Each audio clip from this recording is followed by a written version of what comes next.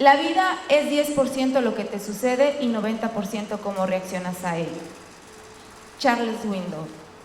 Damos paso al psicólogo Daniel Benítez Viz, psicólogo especialista en niños y adolescentes, miembro fundador de la Clínica de Adicciones Cuautla, coordinador del área infantojuvenil de la Fundación Andrés Reyes ACE, coordinador del proyecto de intervención para cuidadores de la infancia y adolescencia en la Fundación Andrés Reyes, con el tema adolescente en riesgo de consumo.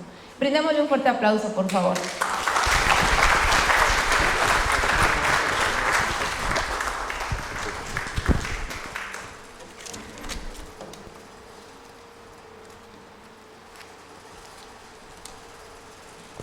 Hola, hola, buenos días.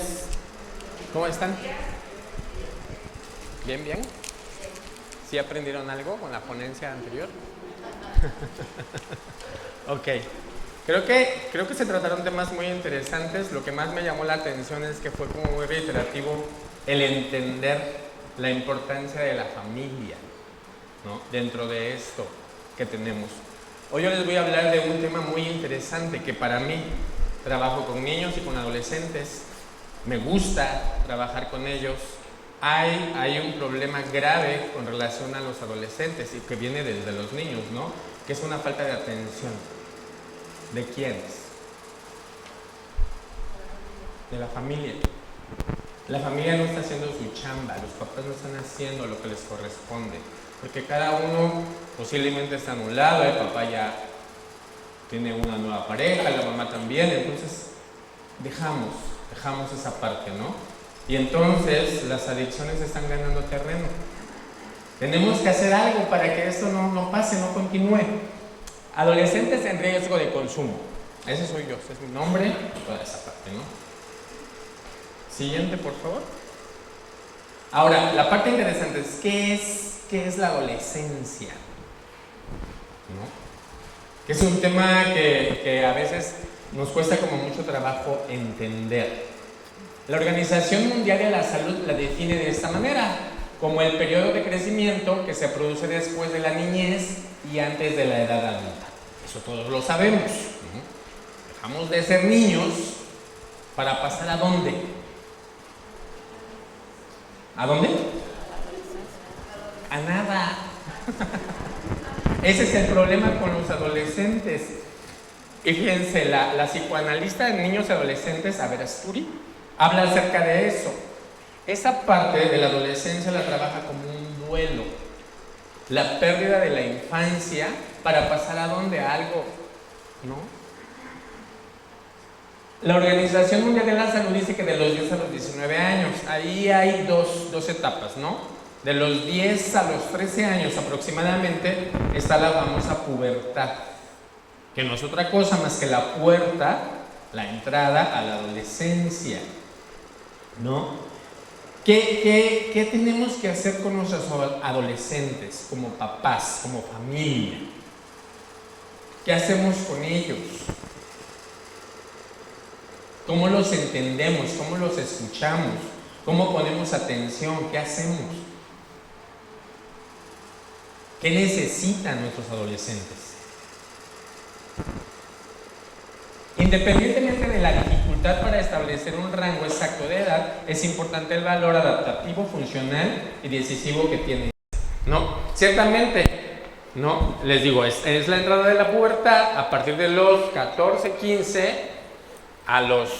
Es que no hay como una edad exacta, es aproximada, dependiendo del contexto social donde el niño, el adolescente se desarrolle. Esto depende de las herramientas que la familia, de la atención, de todo lo que se haga con él, de las herramientas que le vamos a brindar para que él pase de una etapa, que es como la infancia, va a pasar a la etapa de la pubertad, de esa etapa a la adolescencia, y después viene la etapa más interesante, ¿no? Del joven adulto, ¿no? Es irle dando las herramientas, pero si, como decían en la ponencia anterior, la familia no está haciendo, no hay. De por sí para él es difícil, es complicada esa etapa. Y si no le brindamos las herramientas que necesita, a veces, fíjense, es interesante, Porque a veces, como padres, dejamos esa función ¿a quiénes? ¿A quiénes? A los maestros. Los maestros tienen que cumplir con esa parte. No es suficiente con toda la chamba que ya tienen los maestros, pues porque ahora tienen que también poner atención al chico. Y yo he escuchado a papás que dicen, yo por eso lo mando a la escuela, para que me lo eduquen. La educación viene de casa. Y eso es algo que como padres tenemos que entender. Y más como padres de adolescentes. Sí es complicado. Sí es una chamba bien grande ser Nada papá. más me faltó, ¿no? Es estar es que ahí, no entendí la cuidar, letra. proteger, brindar. A veces entendemos que nuestra responsabilidad como papás es ser un buen proveedor. Y sí, está padre cumplir con esa parte, pero no nada más se limita a eso. ¿Pueden pasar la siguiente, por favor? Sí, no. Conductas de riesgo en los adolescentes. Gerardo Pascual. Eso es Violencias. lo que me faltó mencionar nada más. Útil, bullying, farmacodependencia, alcohol y tabaco, deserción escolar, trastornos de conducta, relaciones sexuales de alto riesgo, embarazos no deseados, trastornos de la alimentación, infecciones de transmisión sexual, depresión, suicidio, sexting, adicción a las redes sociales. Son muchas las conductas de riesgo. Están expuestos. Nuestros adolescentes todo el tiempo están expuestos. Nuestros adolescentes todo el tiempo se ponen en riesgo. ¿Por qué? ¿Alguien sabe por qué pasa eso con los adolescentes? ¿Quieren llamar la atención? Sí, ¿qué más? No se dan cuenta, es que ellos no se dan cuenta, ¿no? Se ponen en riesgo y como papás o como maestros decimos, es que no entiende, realmente no entiende, no se da cuenta, para él todo es fácil, ¿no? Realmente su maduración cerebral todavía no está consolidada, todavía no puede hacer eso. Entonces, ¿cómo le hacemos? Yo me acuerdo que tenía un papá que me dice, entonces, ¿qué hago? ¿No? ¿Qué hacemos? ¿No? ¿Qué es la adolescencia? Pues la adolescencia es una enfermedad que se cura ¿con qué? Con la edad, con el tiempo. Va a pasar. Es una etapa que va a pasar. Pero como papás, como familia, como cuidadores, pues tenemos que estar ahí, guiando, protegiendo, brindando las herramientas que necesita, ¿no? Pero ¿qué es lo que está pasando? En la actualidad está pasando algo muy interesante con relación a esa parte. Esos todos son los factores de riesgo que tenemos que tomar en cuenta, que están pasando, están sucediendo con nuestros adolescentes. Ellos están expuestos todo el tiempo, ¿no? Y si nosotros como papás, nosotros como maestros, como la parte que nos corresponde hacer, solamente es la parte que nos corresponde hacer. Si hay maestros aquí, por favor, nada más cumplan con la parte que les corresponde, no se muevan a otra parte, ¿no? Así es que está pasando algo muy interesante con relación a la tecnología. ¿Qué pasa? ¿Qué es lo que, por ejemplo, como papás, si hay algunos papás acá de adolescentes que tengan adolescentes, ¿quién de ustedes sabe qué es lo que su hijo ve en el celular? Esta parte, por ejemplo, del sexo, ¿no? Donde chatean, donde ven videos, donde ven pornografía, donde están expuestos todo el tiempo, ¿no? Así es que tenemos que estar como atentos a esa parte. La tecnología nos está quitando como mucha responsabilidad al niño. Si me está molestando, lo que hago es le doy el celular y ya. Y él se queda muy contento con el celular. Y es que no es que esté mal, pero ¿cuánto tiempo le voy a monitorear? ¿Cuánto tiempo puede tener el celular? ¿Ustedes un niño, por ejemplo, aproximadamente un niño de 5 o 6 años, cuánto tiempo puede manipular un celular? ¿Cuánto creen ustedes? No, Lo que ustedes crean. Ustedes digan. el tiempo que sea, pero no ¿Cuánto es lo que usted cree que debe o puede manipular el celular? ¿Cuánto? 1 hora. Es 1 hora. Pero fíjense, el día tiene 24 horas, ¿no? Y se supone que el niño puede manipular el celular 1 hora. Pero el niño no manipula el celular 1 hora, lo manipula mucho tiempo, más tiempo. Pero no nos damos cuenta porque estamos trabajando, porque estamos ocupados, porque estamos haciendo cosas y se los dicen, ¿eh? Yo he escuchado que dicen, es que tengo cosas más importantes que hacer. Tengo cosas más importantes que hacer, que ponerte atención. Y no, lo más importante es ahorita en este momento son nuestros adolescentes, es poner atención, ver, escuchar qué es lo que está pensando, qué es lo que está sintiendo. A veces decimos, ¿no? Es que está bien, es que no dice nada. Y yo creo que está bien. No, cuando el adolescente, cuando el niño, cuando el chico no dice nada, entonces hay un problema, porque no sé qué es lo que está pensando, no sé qué es lo que está sintiendo. Tenemos que hacer que él exprese, que nos diga. Y lo mismo como cuando decimos, tengo sueño, tengo frío, tengo hambre, tengo sed, ¿no? Así es escuchar qué es lo que está pasando, qué es lo que estás sintiendo, cómo te fue en la escuela, qué fue lo que hiciste, qué fue lo que aprendiste. Pero es chamba, es atención, es estar, es cumplir con la parte que nos corresponde. Como lo mencionaban hace un rato, como familia. ¿Vale? Ok, ¿puede pasar a la siguiente, por favor? Ok, las causas de consumo. La primera, por ejemplo, la de soledad. ¿Quién la ha escuchado? Por ejemplo, los chicos les preguntan, ¿por qué te drogas? Nadie me escucha, a nadie le intereso, para nadie soy importante, porque me siento solo. La mayoría de los adolescentes que se drogan, la respuesta al por qué te estás drogando es esa: porque me siento solo, porque a nadie le intereso, porque nadie me escucha, porque para nadie soy importante. ¿Y cómo hacemos que nuestros adolescentes se sientan importantes, sepan que son valiosos? ¿Cómo hacemos eso? Porque esa es la parte que nos corresponde a nosotros, hacerlo. Brindándoles tiempo, sabiendo que están ustedes ahí.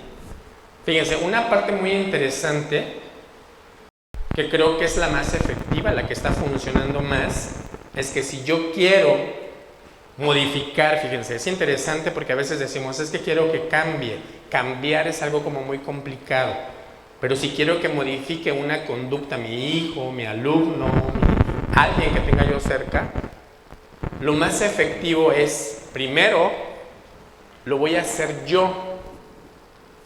Por ejemplo, como papá, si no quiero que mi hijo mienta, pues primero voy a empezar con no mentir yo. Pero hay un error muy común que se ha cometido desde todos los tiempos y creo que se sigue cometiendo, que lo cometemos como papás, ¿no?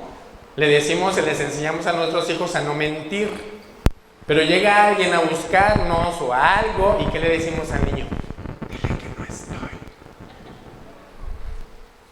Y el niño dice mi mamá que no está.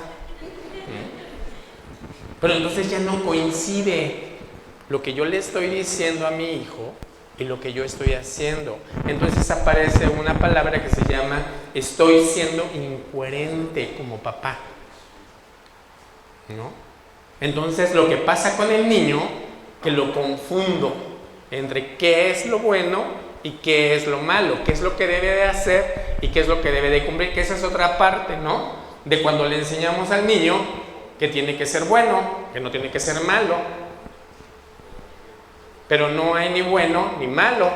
Lo que le tenemos que enseñar a nuestros hijos es aprender a ser justos. Es la parte intermedia. No tienes que ser bueno, no tienes que ser malo. Tienes que ser justo, ¿no? Esa es como la parte más complicada, hacer como el equilibrio. Siempre mantenerme en el equilibrio. ¿Qué es lo que le voy a proporcionar? Con relación al amor también, ¿no? Tenemos a muchos papás que aman mucho a sus hijos, que los quieren demasiados, ¿no? Y que si ellos padecieron tuvieron una carencia en su infancia, pues yo no quiero que mi hijo sufra lo que yo sufrí. Yo no quiero que mi hijo padezca lo que yo padecí. Entonces empiezan a brindarle todo, le empiezan a proporcionar todo, que no le falte nada. Pero me voy al otro extremo, me voy al extremo, y entonces también es malo. Porque con todo mi amor, con todo lo que yo lo quiero y lo amo, en lugar de ayudarle, pues lo estoy perjudicando. Así es que es centrarnos en la parte media, ¿no? Quedarnos en la parte media, hacer un equilibrio. Cuidar como mucho esa parte. Bueno, esa es la parte de la soledad, la omisión de cuidados, que ya lo habíamos trabajado, porque existe, y en este momento existe mucha omisión de cuidados. Los papás no están cumpliendo con la parte que les corresponde para con sus hijos, y se ve reflejado en esta parte donde ellos empiezan a buscar, ¿no?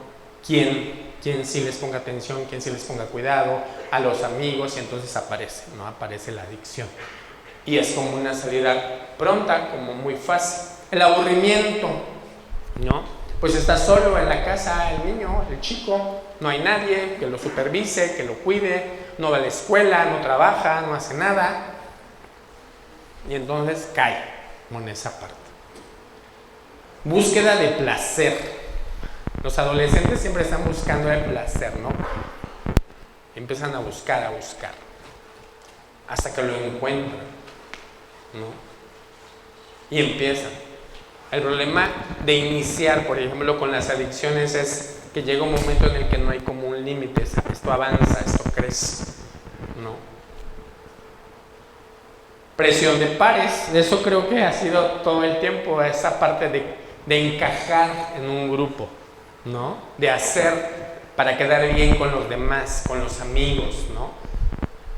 Pero esa es la parte cuando no se está cumpliendo atrás con la parte de fortalecer en nuestros hijos la seguridad, la estima, ¿no? La confianza en él mismo, que no necesita la aprobación de nadie más, que él puede hacer lo que él quiera, entendiendo el valor que tiene como persona. Ahorita vamos a llegar como a ese punto, ya vamos llegando. Los problemas familiares, ¿no? Los problemas familiares influyen demasiado.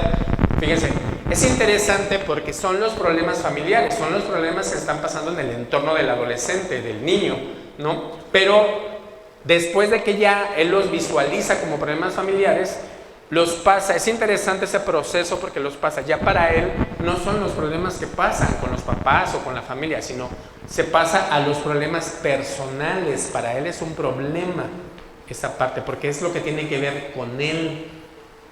La atención que no le están brindando porque los papás se están peleando por dinero o se están dejando y hay una lucha de poderes en que quién se queda con el carro, con el niño, y ahí están peleando esa parte, ¿no?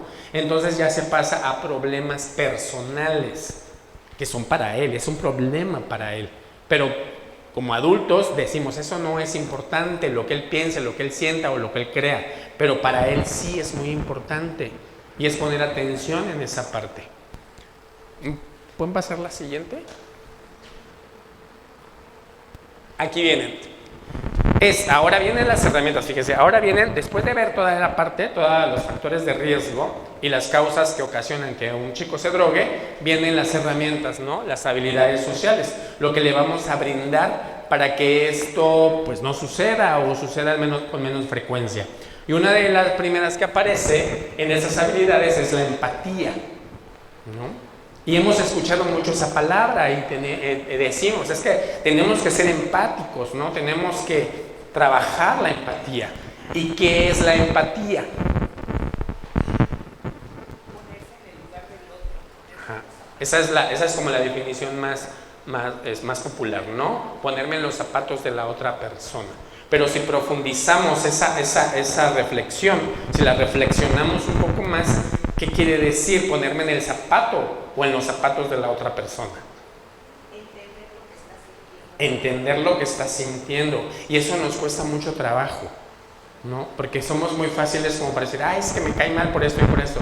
Pero no me pongo a pensar qué fue lo que la otra persona pasó o qué sucedió en el pasado para que esta persona sea así.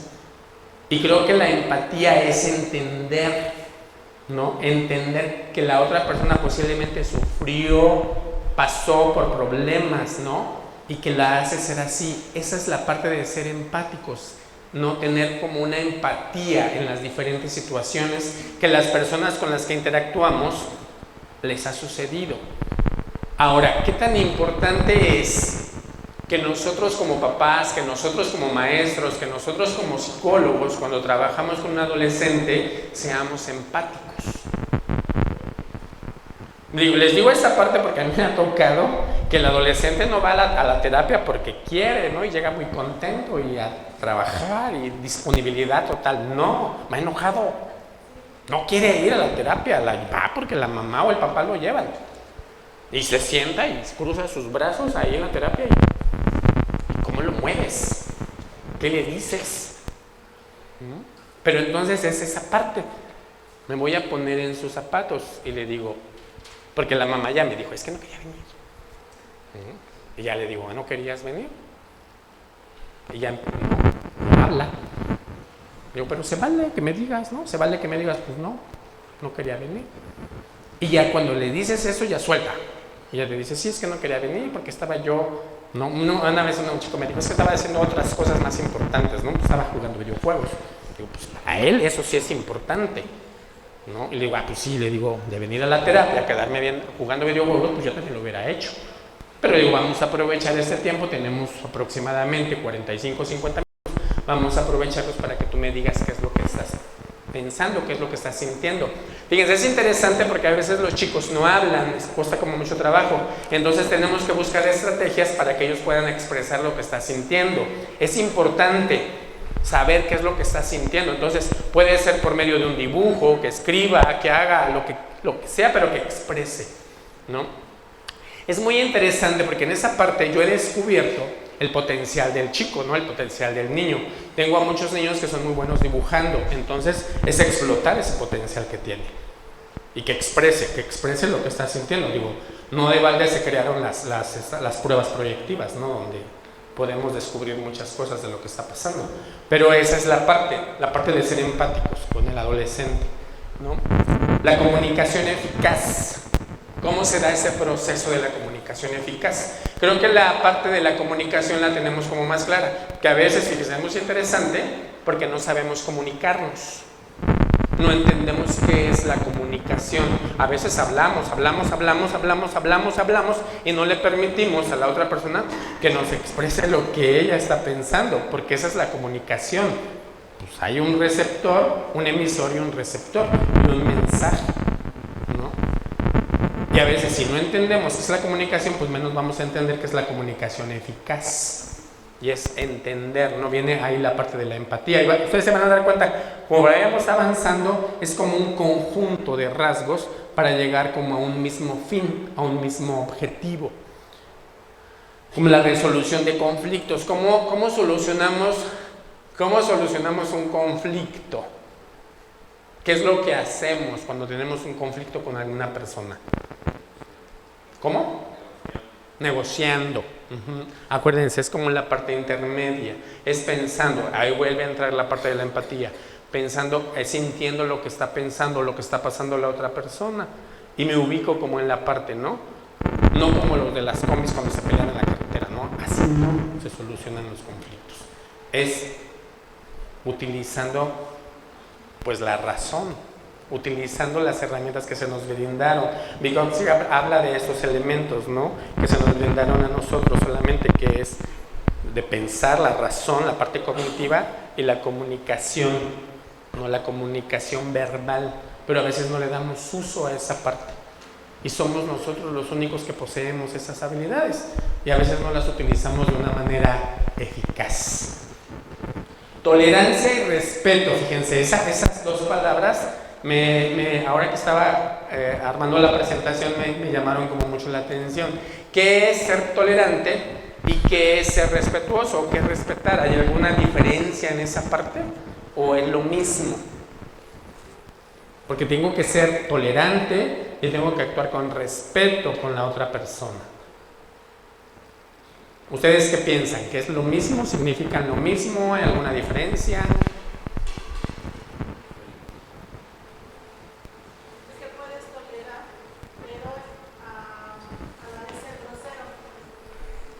Puedes escuchar, pero puedes estar interrumpiendo claro. Al respetar, pues lo escuchas todo lo que te tenga que decir y dirigirte o no, con ese respeto que no merece la otra persona. Claro.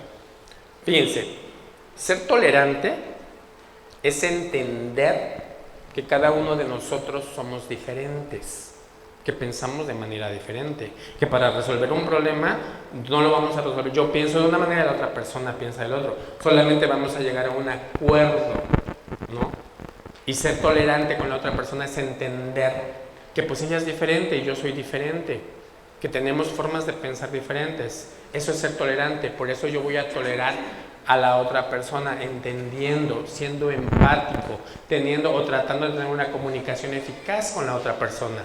Y la cuestión del respeto es entender, fíjense, ahí está la parte interesante, es entender que tanto como la otra persona y yo tenemos un valor, tenemos una importancia, que ninguno, acuérdense, fíjense, es interesante esa parte, porque a veces, hace un rato escuchaba yo las famosas creencias.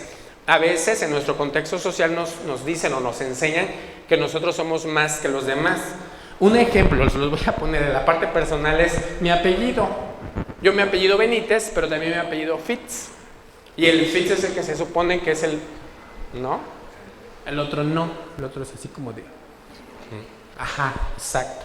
Pero esa es una creencia, eso me lo enseñaron desde mi infancia. Yo crecí con esa creencia hasta que descubrí que todos valemos lo mismo. Todos somos iguales. Y es entender esa parte, cuando llegamos a la tolerancia y al respeto, es entender que todos tenemos el mismo valor, que todos tenemos la misma importancia, desde la persona que hace la limpieza, desde el maestro, desde el director, en cualquier situación, todos valemos lo mismo. Y entonces existe y aparece, puedo yo utilizar la tolerancia y el respeto con todas las personas. ¿Sale? El trabajo en equipo. El trabajo en equipo es algo que nos ha costado mucho trabajo entender. Desde que yo era estudiante, desde siempre los maestros han tratado de que los chicos aprendan a trabajar en equipo, pero no quieren, ¿no? Y todo está bien padre cuando le dice el maestro, vamos a tener una exposición, un trabajo en equipo, y los chicos rápido empiezan a armar su equipo. No, yo voy a poner los equipos. Ay, no, porque no quieren trabajar con esto, porque no quieren trabajar con otro. Y es importante, porque realmente sí es importante aprender a trabajar en equipo. Los maestros no se sacan de la manga esa parte de, pues tienes que aprenderlo. Es importante porque cuando llegue yo a un trabajo, yo no voy a elegir con quién sí voy a trabajar y con quién no voy a trabajar. Y ahí me voy a encontrar al flojo, al que no quiere hacer esto, al que no quiere hacer... Como en la escuela es lo mismo exactamente. Pero tengo que aprender a ser tolerante con esa parte. Tengo que aprender a respetar. Y acuérdense, siempre en lo que hagan, no moverme del lugar, de lo que me toca hacer, lo que a mí me corresponde, y no moverme de esa parte. Y eso me va a ayudar para tolerar a las demás personas, al flojo, al que llega tarde, al que falta mucho, a toda esa parte. Pero es aprender a trabajar en equipo, ¿vale? La asertividad, esa parte, fíjense, esa parte es muy interesante. Ahorita vamos a ir descifrando la parte, vienen las otras. ¿Puede pasar a la siguiente diapositiva, por favor?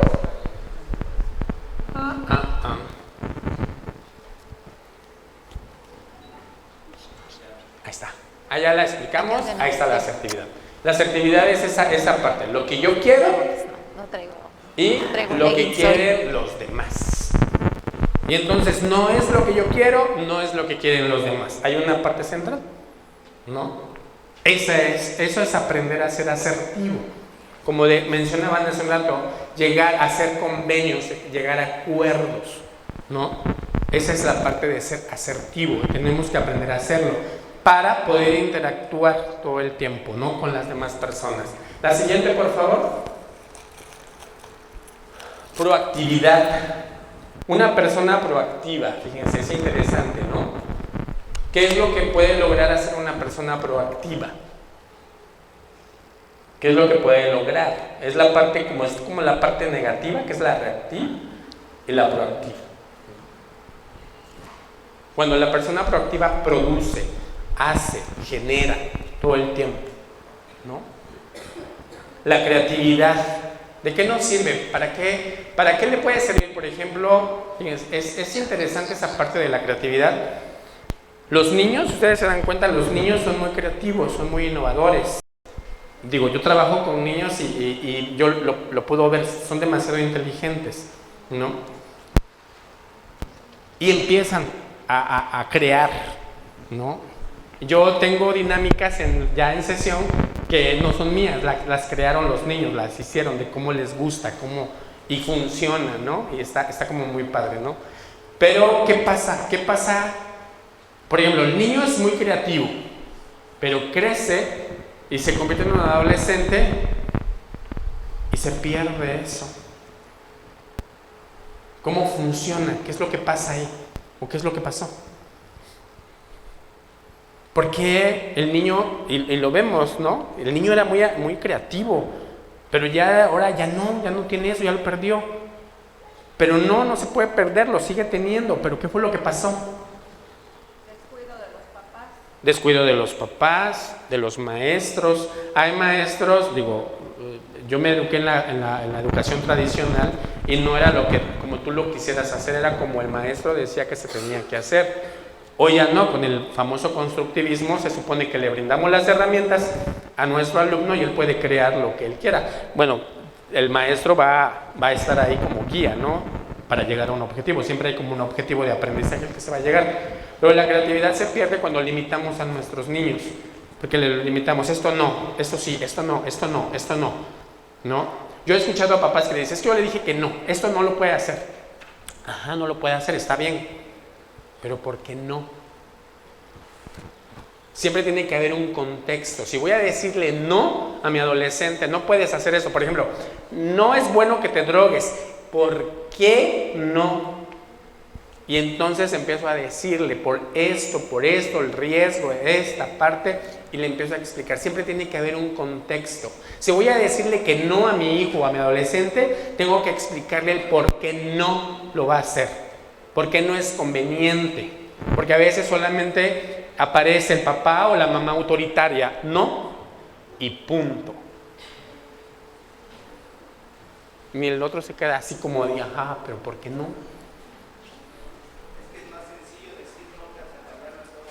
Claro, pues, siempre buscamos como lo más cómodo, ¿no? Nos situamos en nuestra zona de confort. Y yo he escuchado, ¿no? Dice, porque yo soy tu padre y tú obedeces. Y sí es cierto, pues tú eres el papá, pero tienes que ser un papá no autoritario, tienes que ser la figura de autoridad, quien protege, quien cuida, quien guía, quien quiere, quien ama, brindarle esa seguridad a tu hijo, esa confianza en él mismo, no fortalecer su estima, no, hijo, por esto y por esto y por esto, ¿no? Porque te amo, porque me preocupo por ti, porque para mí tú eres importante y te puede pasar esto y te puede pasar esto. Y le explicamos desde nuestro punto, eso que está pasando nuestro hijo, eso que está sintiendo, eso que quiere hacer, nosotros ya lo pasamos, pues nosotros también fuimos adolescentes y en ese momento para nosotros también era bien fácil. Porque eso es lo que creemos en ese momento. No es así, la realidad no es así, pero nosotros creemos que sí. ¿No? Está fácil. Y yo he escuchado que a muchos papás que dicen, es que yo quiero que mi hijo aprenda a ser independiente, pero el niño tiene 15. ¿Se puede hacer eso? ¿Podemos hacer que un chico de 15, 16 años sea independiente? ¿Por qué no? Porque sí. ¿Quién dijo sí? ¿No? ¿Qué es la independencia? Ser independiente es que ya viva en su casa, que pague su luz, que pague su renta, su internet, que se compre sus cosas, que trabaje. Eso es ser independiente. Un niño de 15, 16 años se supone que tiene que estar en la escuela. Lo que yo como papá o como maestro voy a ayudarlo a hacer es que aprenda a ser autónomo. ¿No? Primero es que sea autónomo, que se valga por él mismo, que haga lo que necesita hacer y después, ahora sí, después de los, ¿cuántos? Para que sean independientes. Es que ahora ya se distorsionó esa parte, tenemos de 40 que todavía no son independientes. Viven en la casa de su papá y de su mamá, con sus hijos y con su esposa y es la obligación de los papás, ¿no? Y no. Yo no sé, digo, he estudiado esa parte y se supone que a los 25, 26 se inicia la etapa de la adultez. Y siento que ahí está como la parte de la independencia, ¿no? No es que a los 25, a los 26 ya sean independientes, pero posiblemente ya empecemos como papás a decirle, pues, ya empieza como a juntar tu dinerito para que empieces como a... Pero no solapar, no, hijo, no te preocupes, aquí yo te... ¿no? Y 30, ¿no? Y ya llega con la novia y ya se quedó, y luego pues ya hay un hijito, y pues ya hay que hacerle un espacio. Y vamos a ayudarle porque otra él no tiene, vamos a ayudarle. ¿Cuánto tiempo? ¿Cuánto tiempo ustedes como papás, los que tienen hijos ya de esa edad, ya casaderos, cuánto tiempo ustedes podrían apoyar a sus hijos? Un año. Todavía hace mucho, pero bueno, un año. ¿No? Pero creo que lo tienen como distorsionado, son como 10 años, ¿no? Le voy a ayudar unos 10 años nada más para que agarre el vuelo, para que se acostumbre a que hay que pagar luz. Fíjense, esa parte es muy interesante. A veces nosotros no nos ponemos a pensar, ¿no? Nosotros como papás hacemos que nuestros hijos tengan todo, ¿no? Todas las comodidades, ¿no? En su cumpleaños, en los Reyes Magos, llega Santa Claus, ¿no? Y le creamos toda esa parte, ¿no? Porque pues es mi hijo, yo no lo viví, pero mi hijo que sí lo viva, y está bien, está padre, ¿no? Y el niño llega y abre el refrigerador y el refrigerador está lleno. El niño entra al baño y hay una regadera, sale agua caliente, fría, hay una taza, papel, toallas, todo lo que necesita, ¿no? Entonces él cree, o él empieza a pensar que pues eso aparece por arte de magia en su casa. Ahí está. Desde que él piensa o se da cuenta, todo eso ahí está. Hay una sala, un comedor, a la hora de la comida, hay comida calientita, todo él lo tiene todo. Y él piensa que pues es por arte de magia, todo aparece así, fácil, ¿no? Yo he escuchado niños que le dicen, pues dame dinero, dicen no, y sacan la tarjeta, y pues ve a sacarle, ¿no? Dinero, porque ellos creen que pues de la tarjeta sale el dinero, pero pues no, hay que trabajar para que la tarjeta tenga dinero, pero eso no lo saben. Eso es lo que como papás les tenemos que enseñar a nuestros hijos, cómo se genera ese dinero. Es enseñarles a valorar, ¿no? Si ustedes en su trabajo, por ejemplo, ¿cuántas horas trabajan? Ay, qué padre. Qué padre, que trabajas 8 horas. Hay gente que trabaja 10 hasta 12 horas, es un turno de todo el día, ¿no? Es enseñarle a nuestros hijos, ¿no? Es ese día que trabajo, me pagan a lo mejor por semana o por quincena, yo voy a dividir cuánto gano en el día y después voy a dividir cuánto gano por hora, cuánto me están pagando por hora, que ese es el tiempo que no puedo estar contigo porque tengo que ir a trabajar. Entonces le enseñamos a mi hijo o a mi hija a valorar el papel de baño, la comida, todo lo que hay, pues tiene un valor y le tenemos que enseñar a cuidar, a valorar lo que está teniendo en ese momento, ¿no? ¿Puede pasar a la siguiente, por favor?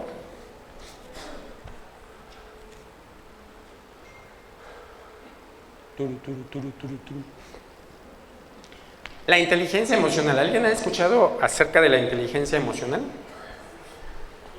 ¿Cómo funciona eso? ¿Es una inteligencia con emociones? ¿Es una emoción con inteligencia? ¿Qué son las emociones? ¿Cuánto tiempo puede durar una emoción?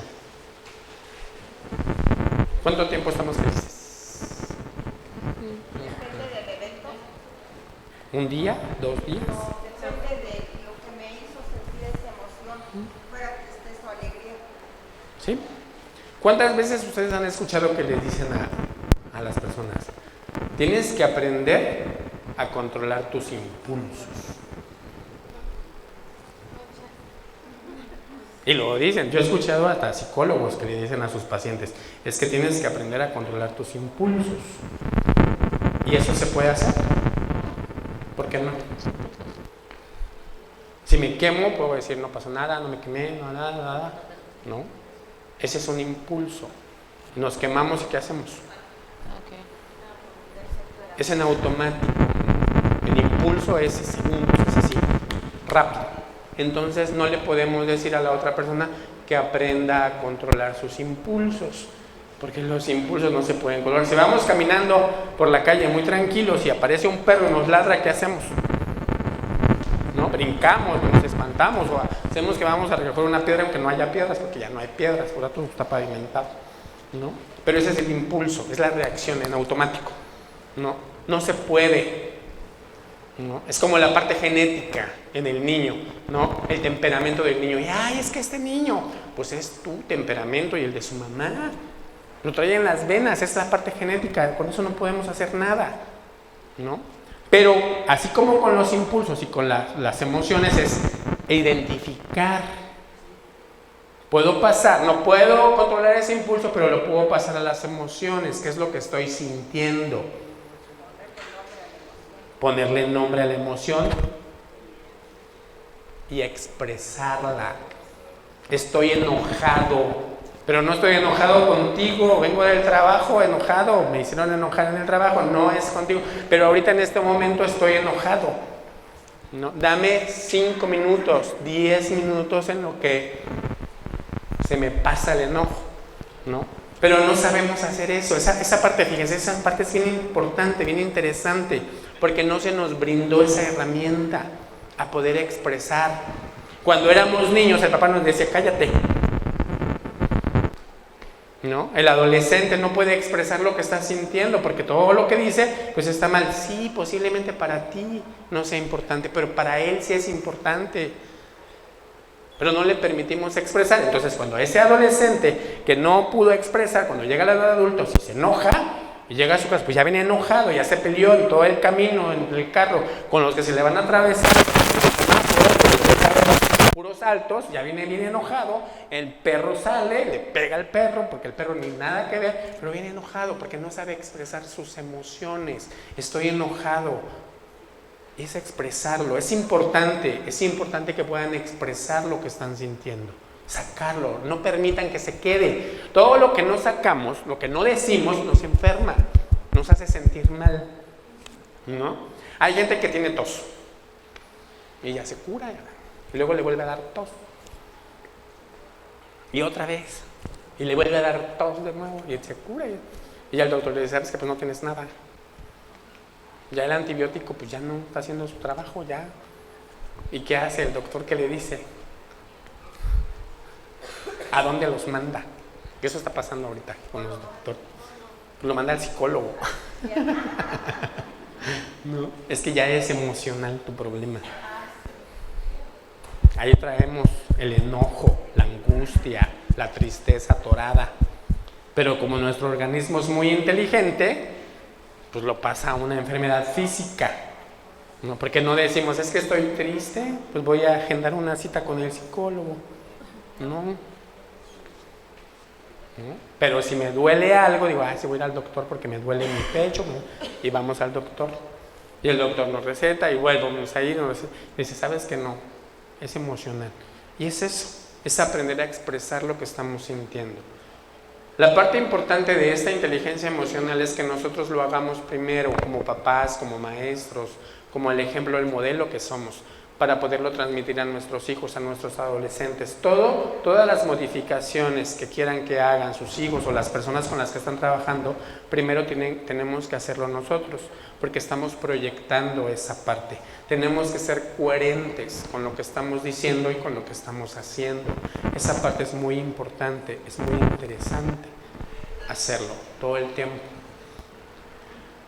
Es manejar las emociones, fíjense, esa es comprender la emoción, ¿no? Es comprender lo que estoy sintiendo, qué fue lo que pasó. Yo voy a hacer un análisis de lo que fue lo que pasó, qué es lo que me hizo enojar o estar triste, ¿no? Ahorita, por ejemplo, es muy interesante porque estamos trabajando en los talleres con los niños que están en duelo por la pandemia y estamos en el taller, estoy trabajando en el taller y le digo al niño, pues haz lo que tengas que hacer, ¿no? Dibuja a tu familia. No, la actividad era que se dibujaran ellos y que pusieran sus cualidades. Y le digo, pues dibuja, le digo, No, es que no tengo cualidades. Le digo, pues lo que te dice tu mamá. Y me dice, ¿no? Mi mamá ya se murió. Y te vas quedando como, ahora qué le digo, ¿no? Cada vez que le vas diciendo, él te va sacando otra cosa más dura para él, porque es lo que está viviendo. Está en un duelo. Pero el problema es que no lo puede expresar. No sabe cómo expresar, no sabe si está triste, si está enojado, porque realmente más que triste estaba enojado. Porque no puede expresar lo que estaba sintiendo. Entonces le digo, pues el papá, el problema es que los papás casi nunca están, ¿no? Dices que tampoco tengo papá. Porque el papá sí está, pero no está. Es como la parte complicada, ¿no? Sí tengo, pero no tengo. Y ahí está. Mamá ya no, porque ya estaba muerta. Le digo, pues la abuelita nunca falla, ¿no? Le digo, pues tu abuelita, lo que te dice tu abuelita. Ah, sí, mi abuelita me dice, ándale, todo eso que tu abuelita te dice, escríbelo en tu hojita, ponlo ahí, porque todo eso tú eres y hay más cosas y ya empezamos como a decir. Pero esa es la parte importante, poder expresar, comprender lo que estoy diciendo y expresarlo. Utilizar las emociones. ¿Cómo puedo utilizar las emociones? ¿Cómo puedo hacer eso? ¿Qué hago para utilizar las emociones? A mi favor. ¿Cómo? Los que no están durmiendo, ¿cómo? A ver. ¿Cómo? ¿No? Tengo que utilizar lo que estoy sintiendo, ¿no? Llegar a acuerdos con las personas que estoy interactuando. Utilizar esa herramienta, esa emoción de alegría. Por ejemplo, decían aquí el evento, dependiendo del evento que ocurrió, que me hace sentir alegre, ¿no? Hay diferentes emociones de alegría, ¿no? Hay unas que duran un poco más de tiempo. Manejar las emociones, ¿no? No es controlar, es qué hago con esta emoción que estoy sintiendo en este momento, ¿no? Con la tristeza, con la angustia, con lo que estoy sintiendo en este momento. Y el último es percibirlas. ¿Cómo puedo percibir? Esa parte, fíjense, esa parte es muy interesante. ¿Cómo funciona esa parte de la percepción? ¿Eso alguien nos lo enseña? ¿Cómo se aprende a percibir? ¿Cómo funciona eso? ¿Es algo que se siente? ¿Qué más? Algo que creo. Es que fíjense, es que sí es realmente es sentir. Por eso es muy importante que tengamos como esa parte de la percepción como muy activa, ¿no? Porque sí tenemos esa función. No se aprende, es saber utilizarla, es saber la percepción, no es como saber qué hacer con ella. Es qué es lo que estoy sintiendo, ¿no? Con la persona. ¿Qué me genera ese sentimiento? ¿Qué me genera eso? A veces la gente te dice, ay, es que te quiero mucho y te abrazan y eso. Pero tu percepción se activa y dices, no. No es como muy sincera, no es como muy real. Y tenemos que escuchar esa parte porque no falla, ¿no? Desde que nos saluda la persona, ¿no? A mí me ha tocado, ¿no? Me saluda así, con estos 4 deditos así, con eso. Pero la percepción se activa, ¿no? Y ya es, perfecto, ¿no? Pues no te caigo bien, está padre, se vale. Y ya. El abrazo, por ejemplo, cuando te abrazan. El beso, es que el beso es muy interesante cuando llegan y te besan, ¿no? No te besan. Unas hace que te besa, pero no te besa. Y esa es la percepción. No es ahí, no es la persona, no. Y automáticamente. Pero eso es lo que estoy sintiendo, lo que me genera. Es como escucharlo, ¿no? Y hay gente que llega y te saluda, ¿no? Y te da un abrazo y hasta te deja así como de... Pero porque realmente estás sintiendo esa parte. Le caes bien, pues. Te apachurra, ¿no? Pero le caes bien. Es sincero, es real. Ahora, tenemos a mucha gente que es transparente. A la mayoría de las personas, la gente que es sincera, que es transparente, les cae mal. A mí en lo personal ese tipo de personas me cae muy bien. Porque sé si le caigo bien o no le caigo bien. Si le caigo mal me lo va a decir, así como no me lo va a mandar a decir. No, él lo va a decir, ¿no? Pero esas son las personas reales, ¿no? son las que valen. ¿Tenemos todavía más diapositivas? Ya no, ya terminamos.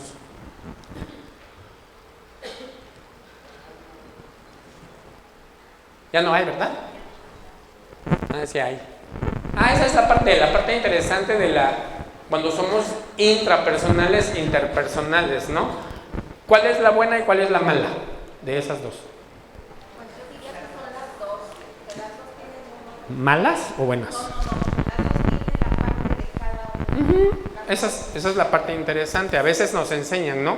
Nos enseñan, es que no puedes estar solo. ¿Y qué es la soledad? A veces te pueden decir, disfruta tu soledad, conoce. Claro, esa es la soledad. Es que a veces confundimos, fíjense, hay dos términos que se confunden. Una es la soledad y la otra, a la que se supone que le tenemos miedo, que no sabemos identificarla, es la desolación, ¿no? La soledad es eso realmente, conocernos, interactuar con nosotros mismos, vivir en plenitud, hacer lo que yo quiero, lo que a mí me gusta. Pero realmente es complicado porque no nos lo enseñan, es una herramienta que no tenemos, ¿no? Esa parte intrapersonal de hacer, ¿no? De hacerlo. Yo le decía a un paciente, pues vete a nadar tú solo o al cine. ¿Cómo? ¿Cómo voy a ir solo? Porque no, solo no, sí. Y ve la película que tú quieras y cómete el combo que tú quieras, lo que a ti te gusta, es lo que a ti te guste, ¿no?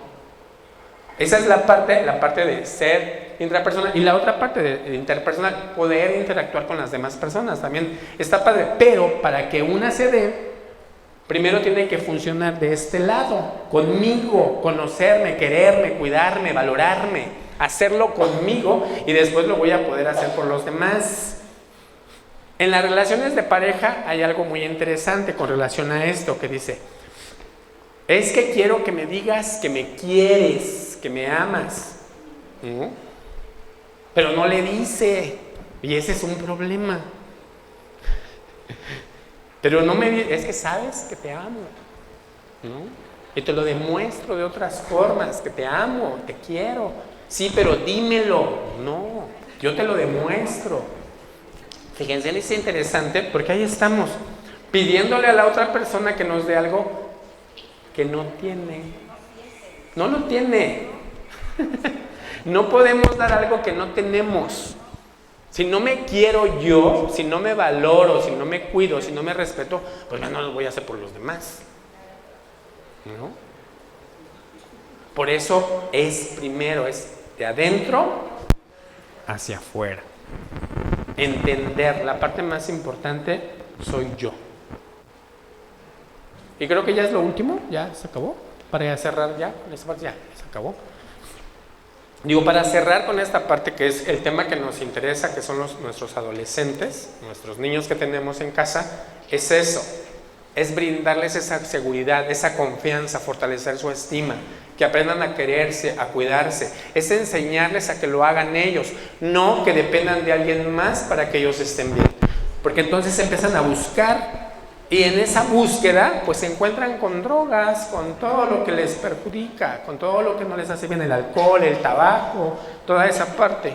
Y es brindarles esas herramientas, nosotros como padres, como maestros, como psicólogos, como los que estamos en esta área de la salud trabajando, brindando las herramientas a nuestros adolescentes, es eso, que aprendan a quererse, a cuidarse, a entender que la parte más importante son ellos, ¿no? Si logramos hacer esta parte, si lo logramos, va a ser como muy fácil su camino para ellos, cuando lleguen a la parte.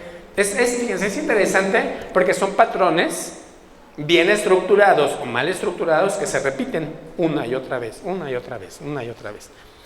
Si nosotros trabajamos esa parte, primero yo les decía, con nosotros lo proyectamos a nuestros hijos, a nuestros pacientes, a nuestros alumnos, a lo que tengamos a cargo, entonces ellos se lo van a transmitir, es una cadena positiva que se va repitiendo. Pero lamentablemente ahorita estamos luchando con una estructura que está mal establecida y que se está repitiendo. La tolerancia a la frustración. Toda esa parte. Y tenemos a niñas de 13, digo, yo una paciente que tenía 13 años con una niña de 8 meses. Ahí va a terapia con su hijita. Y pues investigas y aparece la mamá, no hay papá, ¿no? Y pues ahí está. El resultado es ese. El problema es que ese patrón se puede repetir con su hija. Va a pasar el tiempo, a los 11, 12 años, cuando ya pues pueda hacerlo, pues se va a repetir. Es un patrón que se repite. Y es tratar, dentro de lo que nos corresponde hacer, es romper con esa parte para modificar ese tipo de conductas y que sean como positivas, ¿no? Decirle, digo yo, la mayoría de los adolescentes con los que trabajo es, pues ya no quiero estudiar, ¿para qué me va a servir? No sirve de nada, ¿para qué sirven las matemáticas? Digo, pues las matemáticas así, de simple, para que vayas al súper y sepas cuando realmente una promoción es promoción y cuando no es promoción, nada más, de entrada, por muchas otras cosas, ¿no? Pero tenemos que hacerles entender a nuestros niños y adolescentes a significar las cosas, que las cosas tengan un significado del por qué lo voy a hacer, ¿no? Porque realmente si uno regresa a la secundaria, esas famosas ecuaciones, pues decía, ¿y eso como para qué? ¿No? Y sufría uno ahí, ¿no? Con la maestra, yo me acuerdo que la maestra de matemáticas se equivocaba y ella sacaba su borrador y le borraba, ¿no? Se equivocaba y volvía, ajá, ¿y tú en tu hoja? Toda esa ecuación en tu hoja completa, ¿cómo la borrabas? Pues rompías la hoja, la sacabas y volvías otra vez a hacerla. Pero, digo, ¿para qué me sirve? Pues para abrir el conocimiento, para tener lógica, para tener un criterio propio, para saber identificar, para aprender, ¿no? Es darles un significado del porqué de las cosas. Y lo último es, acuérdense, siempre que le digamos algo a nuestros adolescentes, vamos a darles un contexto del por qué sí y por qué no. ¿Vale? Muchas gracias.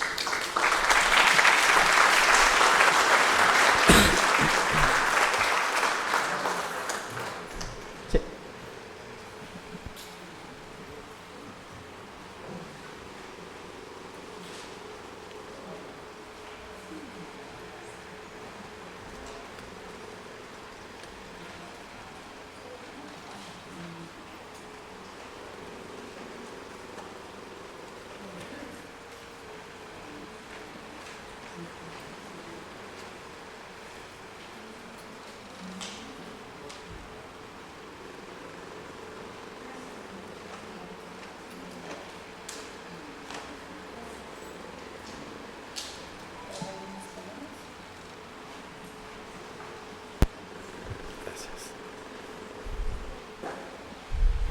Bueno, pues muy buenas tardes, no me había presentado.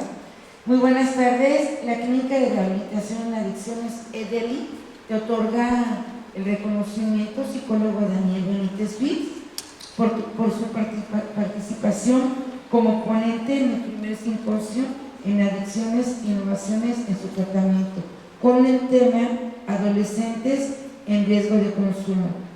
Y pues bueno, para mí un placer que estés aquí, presente, con un tema muy importante, el inicio de sustancias en los adolescentes. Muchísimas gracias.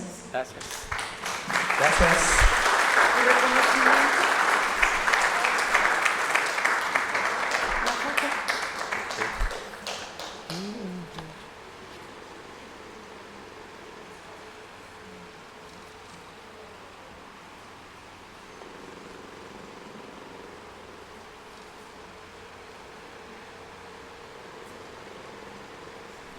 Gracias.